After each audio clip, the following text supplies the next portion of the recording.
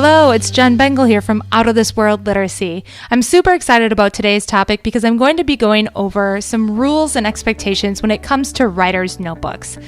These may be brand new to you or a great refresher that you can use with your kids.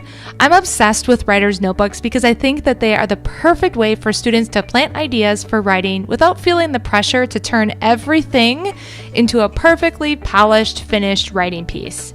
Here are 6 quick tips I've used in the past to get notebooks up and running in a manageable and practical way. You may want to take these tips and turn them into a class anchor chart as you introduce or review notebooks with your students. Tip number 1, date every entry. This is important because in our notebooks, we may be skipping around a bit. Students may start an entry on one day, but not come back to that idea for a week or more. Tip number 2, every new entry equals a new page. There may be times when students only have a title and one line for their entry that day. Writers don't always work in a step-by-step order. Rather, they write as ideas come to them. That being said, you'll want to teach your students to save space on each entry in case they want to come back and write about that seed down the road. If they start a new entry immediately under what they wrote that day, there's no space for them to write more later. Tip number 3, use both sides of the notebook pages. This is a quick and easy way to double your space. Tip number 4, there is no erasing allowed. As writers, there really is no wrong answer. Writing is a process, and every step is important.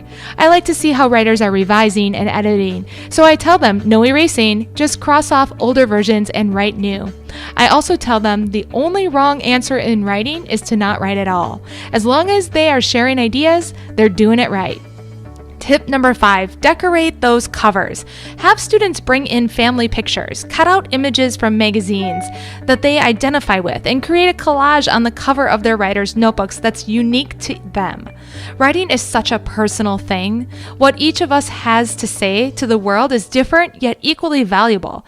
By decorating their covers in their own style, writers will feel more connected to what they put inside of their notebooks. Tip number 6, show how important keeping a writer's notebook is by sharing your own. It's incredibly important that you keep a writer's notebook and write right alongside with your students. Don't worry, you can reuse the same notebook year after year and simply add to it. But seriously, you will drastically improve your own students' writing abilities if you write with them. That means going through the writing process together and keeping a notebook. You want them to become lifelong writers, so why not prove it's a thing by sharing your writing notebook with them? I hope this chat has helped you structure your writer's notebooks.